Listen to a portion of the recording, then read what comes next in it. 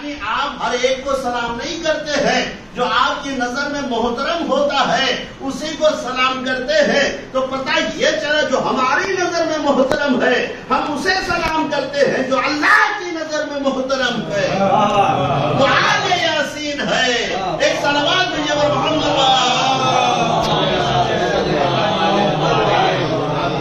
عزیزان محترم، یہ سلام آپ دیکھیں سلام ہے کیا؟ یعنی ہم جو ایک دوسرے کو سلام کرتے ہیں، سلام ہے کیا؟ یعنی جب ہم سلام کرتے ہیں کوئی آیا، کوئی ہمیں نظر آیا جو ہماری نظر میں محترم ہوتا ہے تو ہم کہتے ہیں سلام علیکم۔ اس کے معنی کیا ہوئے کہ آپ سلامت رہیے، اور اس کے جواب میں کیا ملتا؟ وعلیکم السلام، یعنی آپ بھی سلامت رہیے۔ یعنی ادھر سے ہم نے سلام کیا، وہی جملہ انہوں نے دوہرا دیا وعلیکم السلام، آپ بھی سلامت رہیے۔ لیکن عزیزان محترم جب اہل بیت کو سلام کیا جاتا ہے، جب اہل بیت کی عظمت آتی ہے، اہل بیت کو سلام کیا جاتا ہے، تو صرف اور صرف اہل بیت کو سلام نہیں کیا جاتا ہے بلکہ ان کی فضیلت کے ساتھ سلام کیا جاتا ہے، ان کی منقبت کے ساتھ سلام کیا جاتا ہے۔ ایک صلوات بھیجیے پر محمد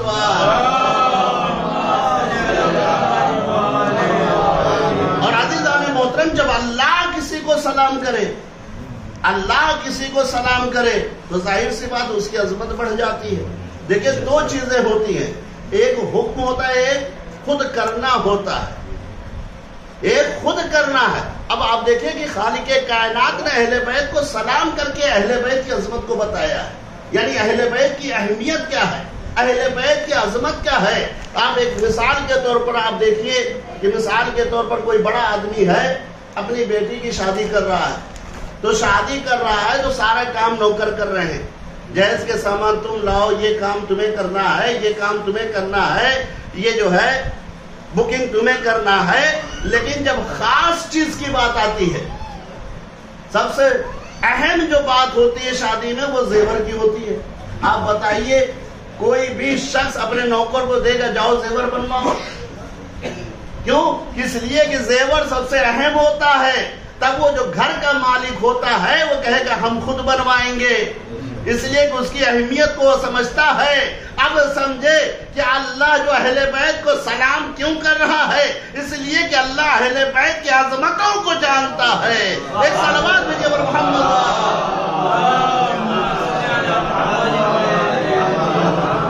عزیزان محترم دو چیزیں ہوتی ہیں، ایک فعل خدا ہوتا ہے، ایک حکم خدا ہوتا ہے۔ توجہ رہے، آپ دیکھیں کہ فعل خدا کسے کہتے ہیں، حکم خدا کسے کہتے ہیں؟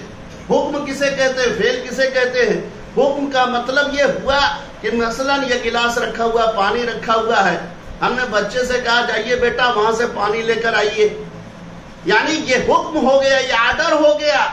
ہم یہاں مجلس پڑھ رہے ہیں، اس ممبر پر بیٹھے ہوئے ہیں، ہم نے کیا کیا، اٹھے یہاں سے ہو گئے، خود جگ سے پانی بھرا گلاس لے کر چلے آئے۔ اسے کیا کہتے ہیں؟ فعل کہتے ہیں۔ ایک ہوتا آرڈر جسے حکم کہا جاتا ہے، ایک ہوتا ہے فعل جو خود کیا جاتا ہے۔ تو ہر انسان کے دو چیزیں ہوتی ہیں، ایک حکم ہوتا ہے، ایک فعل ہوتا ہے۔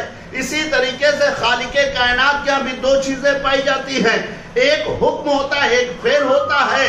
تو عزیزان محترم اللہ کا حکم کیا ہے اور اللہ کا فعل کیا ہے؟ اللہ کا حکم ہے نماز پڑھو۔ اب عزیزان محترم اللہ نماز نہیں پڑھے گا، بندے پڑھیں گے۔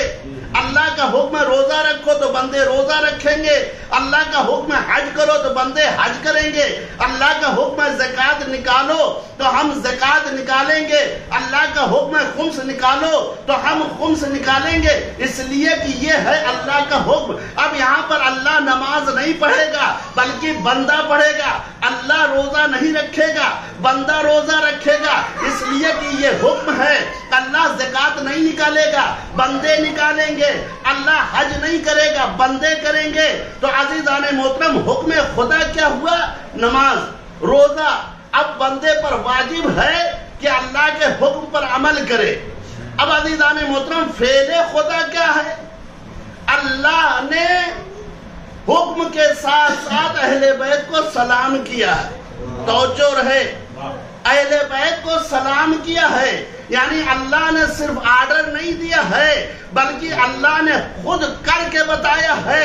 تو عزیزان محترم، اب چاہے فعل خدا ہو چاہے حکم خدا ہو، ہر بندے پر واجب ہے کہ اللہ کے حکم پر بھی عمل کرے اور اللہ کے فعل پر بھی عمل کرے۔ اللہ کا حکم ہے نماز، اللہ کا حکم ہے روزہ، اللہ کا حکم ہے زکوٰۃ۔ تو عزیزان محترم، بندہ نماز بھی پڑھے گا، روزہ بھی رکھے گا، حج بھی کرے گا، زکوٰۃ بھی نکالے گا، لیکن اللہ نماز نہیں پڑھے گا۔ اور اللہ کا فعل ہے سلام، یعنی اللہ نے اہل بیت کو سلام کیا ہے۔ اب بندے پر واجب ہو جاتا ہے کہ اللہ کے حکم پر بھی عمل کرے، اللہ کے فعل پر بھی عمل کرے۔ تو عزیزان محترم، ہم نے کائنات میں دیکھا کوئی ایسا شخص نظر نہیں آ رہا ہے جو دونوں چیزوں پر عمل کرتا ہوا نظر آئے، سوائے ایک ذات کے جو علی کے چاہنے والے ہیں، سوائے ایک ذات کے جو علی کے چاہنے والے ہیں، جو علی کے چاہنے والے ہیں، وہ اللہ کے حکم پہ عمل کر رہے ہیں، اللہ کے فعل پر بھی عمل کر رہے ہیں۔ اگر یقین نہ آئے تو آ کر مسجدوں میں دیکھ لو، اللہ کا حکم ہے نماز، ہم نماز پڑھ کے اللہ کا فعل ہے سلام اہل بیت، جیسے ہی ہماری نماز ختم ہوتی ہے ہم کربلا کا رخ کر کے اشارہ کر کے بتاتے ہیں السلام علیکم یا عباد اللہ، صلوات بجب محمد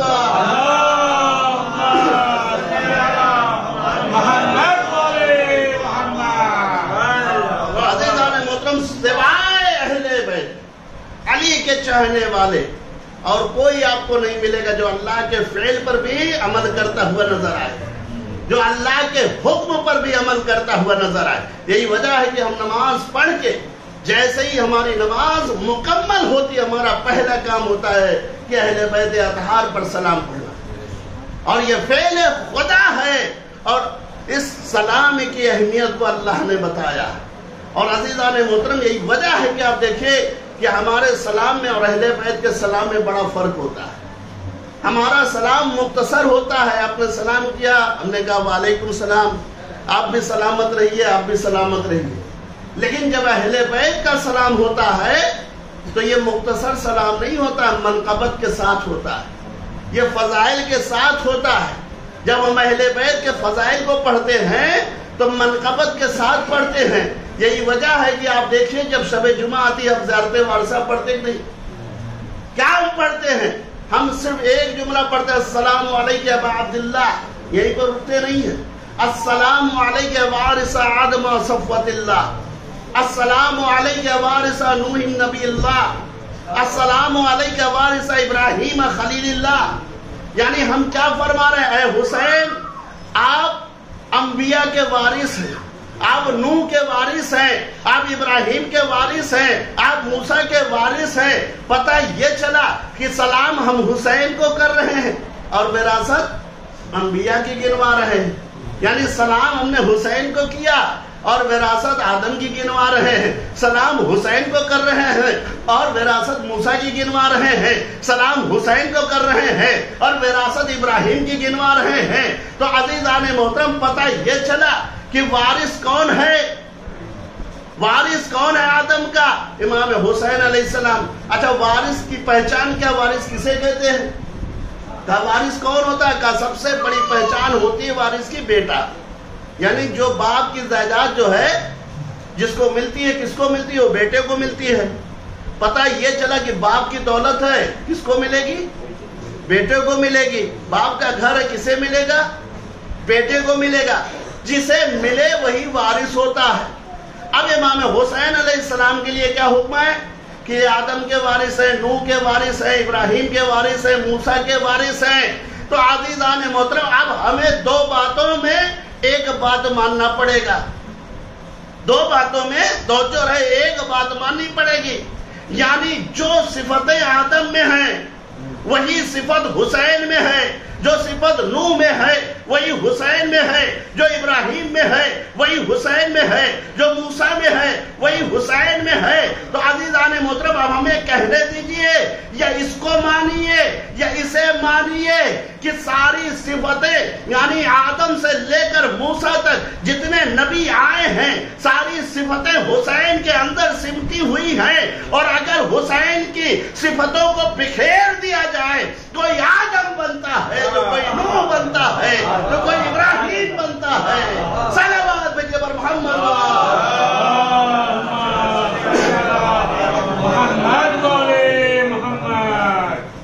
تو عزیزان محترم ان کے اندر منقطیں بھری ہوئی ہیں، فضیلتیں بھری ہوئی ہیں زیارت وارثہ۔ آپ جتنی بھی زیارتیں اٹھائیے دیکھیے اہل بیت کی عظمتیں بھری پڑی ہیں۔ یہی وجہ ہے کہ آپ دیکھیے کہ صبح کا وقت نماز صبح ختم ہوئی، ایک مرتبہ رسول اسلام نے فرمائی یا علی مسجد کے سین میں جاؤ اور جیسے ہی سورج طلوع ہو تم سورج کو سلام کرنا اور سورج تمہارے سلام کا جواب دے گا۔ اب ظاہر سی بات ہے چاہنے والوں کا مجمع، رسول کے صحابی دشمنان علی بھی سارے کے سارے جمع ہو گئے کہ دیکھتے ہیں کہ یہ سورج کیسے جواب دیتا ہے۔ چاہنے والے خوش ہیں کہ رسول نے بھیجا آج سورج علی کی فضیلت بیان کرے گا، منافق دل ہی دل میں گھٹ رہے ہیں کہ یہ کیسے ہو سکتا ہے کہ سورج علی کی فضیلت کو بیان کرے۔ اب ظاہر سی بات ہے مولا کائنات سہنے خانہ میں، اور جیسے ہی سورج طلوع ہوا نکلا تو ایک مرتبہ مولا کائنات نے سلام کیا، کیا فرمایا؟ السلام علیک یا ایتھا الشمس۔ تو عزیزان محترم مولا نے کیا فرمایا؟ اے سورج تجھ پر ہمارا سلام ہو، علی کا سلام ہو۔ تو سورج کو کیا چاہیے تھا؟ جواب دینا چاہیے تھا۔ کیسے جواب دیتا؟ کہہ دیتا وعلیکم السلام یا علی، بھائی جیسا سلام ویسا جواب۔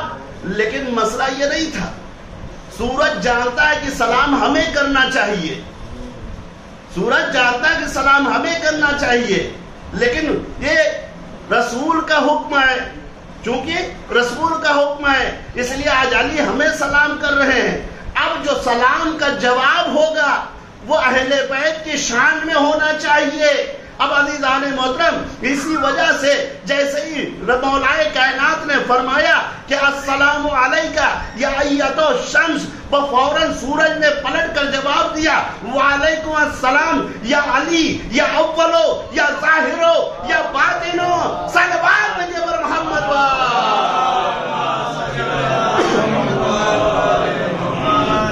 تو عزیزان محترم جیسے جیسے آپ سلام، یہ زیارتیں جو آپ پڑھ رہے ہیں زیارت وارثہ تمام زیارتیں، دیکھیں اگر سلام صرف ایک مختصر سا لفظ ہے، لیکن یہ جو اہل بیت کو ہم سلام کرتے ہیں سلام پڑھتے ہیں، یہ اتنی بڑی بڑی جو سلام ہیں یہ زیارتیں ہیں، یہ فضیلت ہیں، منقبت ہے اہل بیت۔ اگر آپ ان زیارتوں کو پڑھیں، ہمارے ہاں ہوتا کیا ہے عربی میں پڑھے کیا فضیلت ہے کیا نہیں ہے پتہ ہی نہیں چلی، پڑھ کے نکل گئے، لیکن کبھی ہم نے اس کے ترجمے پہ غور و فکر نہیں کیا۔ تو اس کا ترجمہ اگر ہم کبھی پڑھیں اس کے اوپر غور و فکر کریں تو عزیزان محترم تب محسوس ہوگا۔ یہ جو ہم زیارتیں پڑھتے ہیں، شہدائے کربلا پڑھتے ہیں، اس کے اندر جو اللہ ہمیں سلام کر رہا ہے، یعنی اے اللہ کے چنے ہوئے تم پر اللہ کا سلام۔ یہ اللہ کے چنے ہوئے کون افراد جن کو اللہ سلام کر رہا ہے؟ یہ کربلا میں جتنے حبیب ابن مظاہر ہیں، سعید ہیں، زہیر ہیں، یہ تمام صحابی کون ہیں؟ یہ اللہ کے چنے ہوئے ہیں، یہ اللہ کے چنے ہوئے ہیں جن پر اللہ سلام کہلوا رہا ہے، اور ان کے ساتھ ساتھ صرف انہی کو سلام نہیں کر رہا بلکہ شیعہ حیدر کرار کو بھی اللہ سلام کہہ رہا ہے، یہ بھی اللہ کے چنے ہوئے ہیں۔ یعنی خاص عنایت ہے اہل بیت کے چاہنے والوں پر اللہ کی۔ تو عزیزان محترم یہ زیارتیں آپ جیسے جیسے پڑھیں گے اور امام کے جیسے جیسے آپ قریب ہوتے جائیں گے ویسے ہی جو ہے آپ کی معرفت بڑھتی چلی جائے گی، آپ کی منزلت بڑھتی چلی جائے گی۔ اس لیے کہ جب آپ امام کے قریب ہوں گے زیارتیں پڑھیں گے، یہ زیارتیں صرف زیارت نہیں ہے بلکہ امام سے قریب ہونے کا ایک راستہ ہے، امام سے گفتگو کرنے کا ایک راستہ ہے، امام سے قریب ہونے کا ایک راستہ ہے۔ اور عزیزان محترم جب انسان جو امام سے قریب ہو جاتا ہے تو انسان کو خوف و ہراس نہیں ہوتا. یہی وجہ ہے کہ آپ دیکھیے کہ ایک عاشق کیسا ہوتا ہے, ایک چاہنے والا کیسا ہوتا ہے. یعنی چھٹے امام امام جعفر صادق علیہ السلام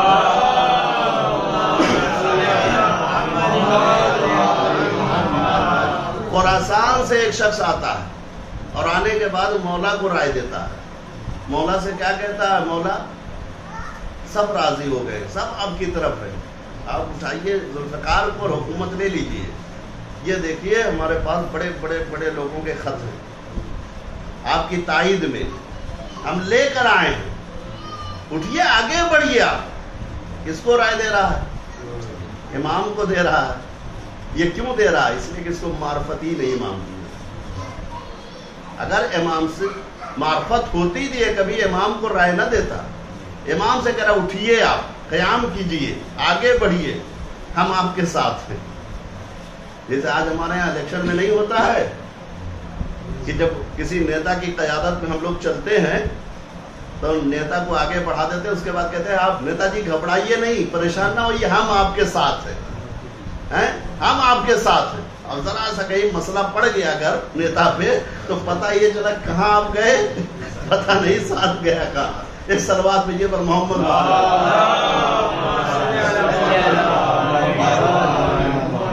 جب اس نے سارے خطوط تمام چیزیں دکھائیں, امام مسکرائے اور مسکرانے کے بعد فرماتے ہیں کام کرو, تندور ہے جس میں آگ جو ہے جل رہی تھی, تیگ رہا تھا پوری طریقے سے, کہا جاؤ اس کے اندر بیٹھ جاؤ.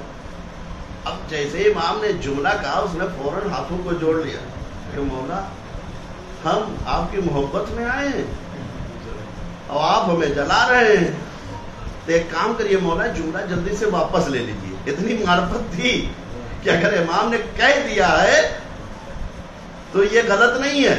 اب امام سے کہہ رہا مولا جملے کو واپس لے لیجیے, ہم تو آپ کی محبت میں آئے, آپ ہمیں جلا رہے ہیں.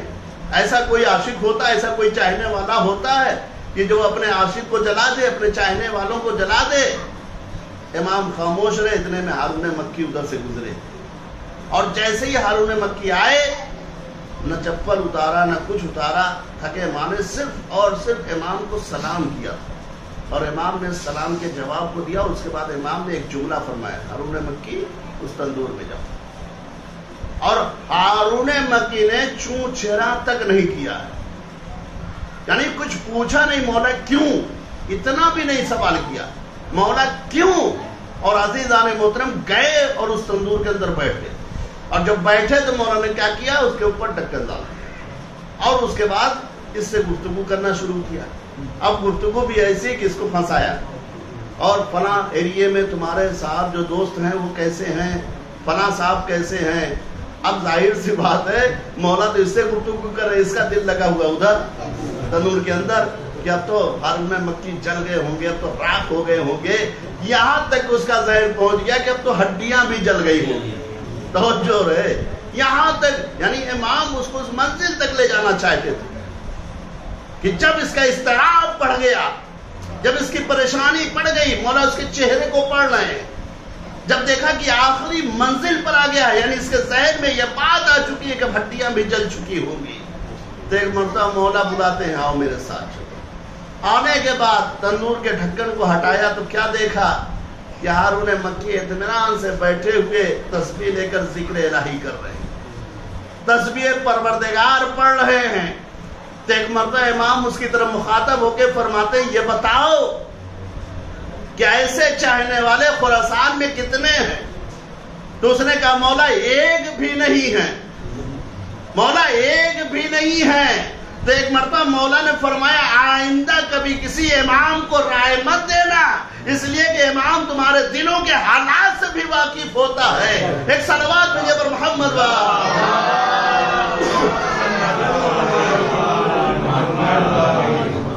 تو عزیزان محترم ہمیں چاہیے کہ ہم اپنے امام سے قریب ہوں. اور امام سے کب قریب ہو سکتے ہیں؟ ہم زیارتوں کو پڑھیں تو اس پہ غور و فکر کریں. یہ زیارتیں امام کی فضیلتیں بھری پڑی ہیں. آپ زیارت ناہیہ پڑھیے, اب دیکھیے امام زمانہ علیہ السلام کی فضیلتوں کو دیکھیے، اور سب زیارتیں پڑھی ہوئی ہیں، دعائیں پڑھی ہیں، تو اس کو غور و فکر کریے، ان دعاؤں کے ذریعے ہم امام سے قریب ہو سکتے ہیں۔ اور عزیزان محترم، یہ اہل بیت کی عظمت اتنی کیوں، یہ مرتبہ کیوں اتنا ہے؟ اس لیے کہ آپ دیکھیں کسی اہل بیت نے اسلام کو بچایا ہے۔ آج اگر امام حسین علیہ السلام نے مدینے سے چھوڑا نہ ہوتا اور کربلا نہ آئے ہوتے تو آج یہ دین اسلام نہ بچتا۔ آپ سوچیں کہ امام حسین علیہ السلام نے اس دین کو، اس نماز کو بچانے کے لیے، اس روزے کو بچانے کے لیے کتنی بڑی قربانیاں پیش کی، کوئی چھوٹی موٹی قربانیاں پیش نہیں کی امام۔ آپ توجہ کریے کہ امام نے کیا شش ماہے کو اپنے ہاتھوں میں لے کر قربان کر دینا یہ آسان کام تھا؟ جوان بیٹے کے سینے سے برچھی کا پھل نکال دینا یہ آسان کام تھا؟ 13 برس کے بھتیجے کے جسم کے ٹکڑوں کو بٹورنا کیا آسان کام تھا؟ امام حسین علیہ السلام نے ساری وہ مصیبتوں کو برداشت کیا ہے، یہاں تک کہ اس مقام پر، اس منزل پر پہنچ گئے کہ جب امام حسین علیہ السلام زخموں سے چور تھے، کوئی مدد کرنے والا نہیں تھا، کوئی ناصر نہیں تھا، جدھر نگاہ جا رہی ہے لاشیں پڑی ہوئی ہیں، کہیں حبیب ابن مظاہر کا لاشا ہے تو کہیں سعید کا لاشا پڑا ہوا ہے، تو کہیں برابر کے بھائی عباس کے بازو کٹے ہوئے ہیں، تو کہیں علی اکبر کے سینے میں برچھی کا پھل لگا ہوا ہے۔ ایسے عالم میں آپ کا مظلوم امام آواز استغاثہ کو بلند کرتا ہے، ہے کوئی جو میری مدد کرنے والا ہے، ہے کوئی جو میری نصرت کرنے والا ہے۔ ارے کٹی ہوئی گردنوں سے آوازیں آ رہی تھی، آقا موت نے مجبور کر دیا ہے، ورنہ آج بھی ہم آپ کی نصرت کرنے کے لیے تیار ہیں۔ ارباب عزا، جب کوئی امام کی نصرت کرنے والا نہ تھا، حسین خیمے میں آتے ہیں، آنے کے بعد ایک ایک بی بی کو سلام کرتے ہیں، اے زینب تم پر حسین کا آخری سلام، اے رقیہ تم پر حسین کا آخری سلام۔ ارباب اعظم میں نہیں جانتا ہوں کہ حسین کس طریقے سے خیمے سے رخصت ہوئے ہوں گے، لیکن ہاں جب حسین خیمے سے رخصت ہوئے تو 4 سالہ بچی سکینہ گھوڑے کے سموں سے لپٹی ہوئی بین کر رہی تھی، اے میرے بابا کے گھوڑے، میرے بابا کو نہ لے جانا۔ حسین سکینہ کے قریب آتے ہیں، سینے سے لگاتے ہیں، دلاسا دیتے ہیں، اس کے بعد فرماتے ہیں میری لال سکینہ خیمے میں جاؤ، آج کے بعد تم یتیم ہو جاؤ گی۔ سر پہ ہاتھ پھیرا، لیکن ارباب عزا جیسے ہی سر پہ ہاتھ پھیرا، سکینہ تڑپ کے کہتی بابا یہ یتیمی کسے کہتے ہیں، بابا یتیمی کسے کہتے ہیں۔ ایک مرتبہ حسین 4 سالہ بچی سکینہ کو سمجھا رہے ہیں، اے میری لال سکینہ، جب تمہارے رخساروں پہ تماچے مارے جائیں، کانوں سے گوشوارے چھینے جائیں اور کوئی بچانے والا نہ ہو تو سمجھ لینا تم یتیم ہو گئی ہو، تمہارے دامن میں آگ لگ جائے، کوئی بجھانے والا نہ ہو تو سمجھ جانا تم یتیم ہو گئی ہو۔ ارباب اعزا یہی تو وجہ تھی، بعد شہادت امام حسین جب خیمے میں آگ لگی، سکینہ کے دامن میں آگ، سکینہ کے کانوں سے گوہر چھینے گئے، رخسار پہ تماچے لگے، ایک مرتبہ سکینہ نے نجف کا رخ کیا، اے دادا علی مرتضیٰ، آپ کی پوتی سکینہ یتیم ہو گئی ہے، کوئی تماچے مار رہا ہے، کوئی تازیانے مار رہا ہے، بچانے والا کوئی نہیں ہے۔ انا للہ و انا الیہ راجعون۔ سزن لقضائه وتسلیما سیعلم بار اعلیٰ تجھے واسطہ محمد والے محمد کے صدقے میں اس مختصر سی عطا کو قبول فرما، بار اعلیٰ تجھے واسطہ محمد والے محمد کے صدقے محمد سب کے گناہ کبیرہ اور صغیرہ کو معاف فرما، بار اعلیٰ تجھے واسطہ محمد والے محمد کے صدقے میں جو مومنین مومنات پریشان حال ان کی پریشانیوں کو رفع فرما، بار اعلیٰ تجھے واسطہ محمد والے محمد کے صدقے میں جو مومنین مومنات اس دنیا سے اٹھ چکے ہیں، بالخصوص حاضرین کے تمام مرحومین اور بانی مجلس کے مرحومین سید علی ابن محمد رضا بنت زہرا بنت حسن عسکری اور جو بھی مرحومین ہیں پروردگارہ ان کی مغفرت فرما، جوار معصومین میں جگہ عنایت فرما، درجات میں بلندی عطا فرما، اس مجلس کا ثواب مرحومہ کی روح کو ایصال فرما، بار اعلیٰ تجھے واسطہ محمد وآل محمد کے صدقے میں حاضرین اور بانی مجلس کی تمام جائز حاضرات کو قبول فرما،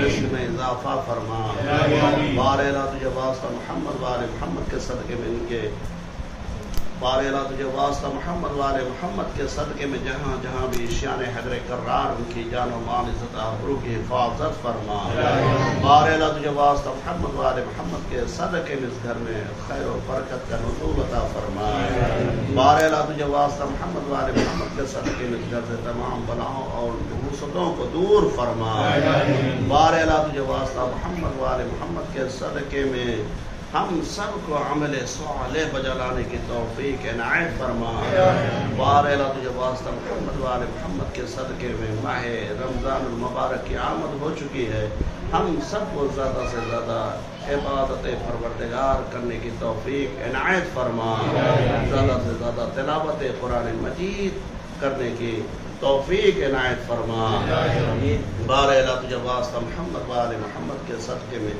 بہترین دعا یہ کہ امام زمانہ کے ظہور میں تعجیل فرما اور ہم سب کو ان کے عمر انصار میں شمار فرما، بار اعلیٰ تجھے واسطہ محمد وآل محمد کے صدقے میں ہم سب کو اس دنیا سے اس وقت تک نہ اٹھانا جب تک ہمارا آقا ہمارا مولا ہم سے راضی اور خوشنود نہ ہو جائے، اللہم تقبل منا وانک انت السمیع العلیم، سمیع دعا ماشاءاللہ۔ آپ حضرات سے گزارش ایک مرتبہ سورہ حمد 3 مرتبہ سورہ اخلاص کی تلاوت فرما کر سید علی بن محمد رضا بنت زہرا بنت حسن عسکری